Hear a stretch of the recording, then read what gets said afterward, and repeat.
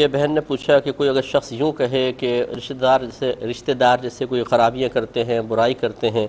تو اس کی زبان سے نکلا کہ اللہ تعالیٰ نے یہ گندے رشتہ دار میرے ہی نصیب میں لکھنے تھے یا لکھ دیے، کیوں لکھ دیے وغیرہ، تو اس طریقے سے جملے ادا کرنا کیسا ہے؟ دیکھیں یہاں دو اس کی صورتیں ہوتی ہیں۔ ایک یہ کہ اللہ تبارک و تعالیٰ کی تقسیم پر اعتراض کا بالکل ارادہ نہ ہو، غیر ارادی طور پر لوگوں کے تسلسل سے، برے رویے کی وجہ سے دل میں نفرت پیدا ہوئی، گھٹن پیدا ہوئی اور یہ جملہ نکل گیا اور بعد میں اس کو احساس ہوتا ہے، وہ توبہ بھی کر لیتا ہے، تو یہ گناہ ضرور ہے لیکن کفر نہیں ہے۔ اور اگر خاص اللہ تبارک و تعالیٰ کی تقسیم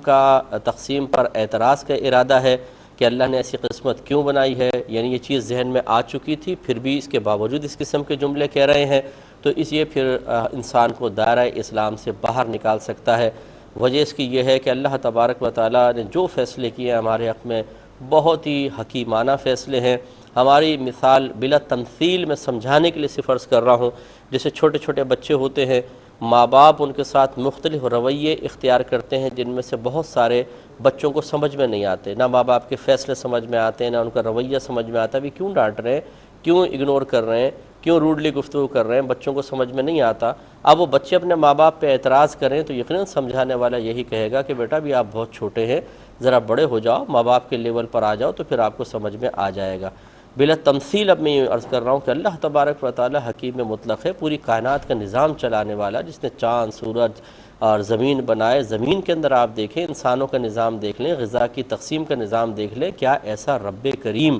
جو اتنے زبردست قسم کے نظام کو لے کے چل رہا ہے اور اتنی بہترین اس نے تقسیم فرمائی ہے، کیا وہ آپ کے حق میں معاذ اللہ غفلت کا شکار ہو جائے گا، غلطی کا شکار ہوگا؟ یہ ہماری جہالت اور قصور عقل ہوتا ہے کہ ہم نے نہ علم سیکھا ہوتا ہے، یہ ہمارے ماں باپ کا سب سے بڑا قصور ہوتا ہے، نہ علم سکھاتے ہیں، نہ دین کے قریب آنے دیتے ہیں، نہ خود اچھی صحبت اختیار کرتے ہیں، نہ اپنے بچوں کو صحبت اختیار کرنے دیتے ہیں۔ تو پھر اس قسم کے ہی مجتہد نکلیں گے جو اللہ تبارک و تعالیٰ پہ اعتراضات کر کے بھی اپنے آپ کو حق بجانب تصور کرنے کی کوشش کریں گے اور اپنے ایمان سے ہاتھ دھو بیٹھیں گے۔ تو اس لیے قطعی طور پر اگر کسی کا معاذ اللہ یہ ارادہ ہو کہ وہ اللہ تبارک و تعالیٰ کی تقسیم پر اعتراض کر کے ایمان بچا سکتا ہے تو یہ غلط ہوگا، وہ تباہ ہو جائے گا۔ اس کا سب سے پہلا جو مطلب استاد تھا یا کہہ لیں کہ بڑا تھا، وہ شیطان تھا، اس نے اللہ کی تقسیم پر اعتراض کیا۔ اللہ تعالیٰ نے عزت آدم علیہ السلام کو عطا فرمائی، تمام فرشتوں کو فرمایا سجدہ کریں، یہ شیطان جن تھا لیکن ان کے ساتھ تھا، اس کو بھی حکم دیا۔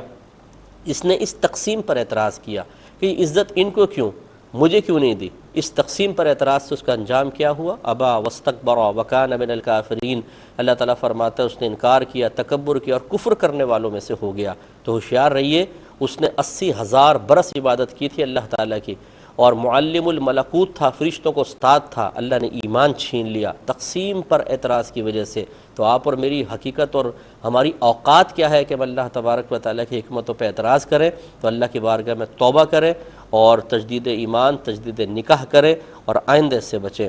یہ بہن کہتی ہیں بعض اوقات یہ محافل وغیرہ ہوتی ہے، راستے بند کر دیے جاتے ہیں تو خواتین کو مجبوراً دوسرے راستے اختیار کرنے پڑتے ہیں۔ اب ایک عورت حالت حیض میں ہے اور رستہ قبرستان سے نکلتا ہے، کیا وہ وہاں سے گزر سکتی ہے؟ تو جی ہاں، بالکل گزر سکتی ہے۔ یہ مطلب یہ نہیں ہے کہ پاک عورت ہی قبرستان سے گزر سکتی ہے اور حائضہ کو گزرنا منع ہے۔ عورت کے لیے تو ویسی قبرستان جانا منع ہے، لیکن اس قسم کے جو آپ نے مجبوری ظاہر کی ہے کہ متبادل کوئی راستہ ہی نہیں چھوڑا، آپ قبرستان سے نکلنا ہے، تو حالت حیض میں بہن گزر سکتی ہے، کوئی گناہ گار ہونے کا معاملہ نہیں ہے۔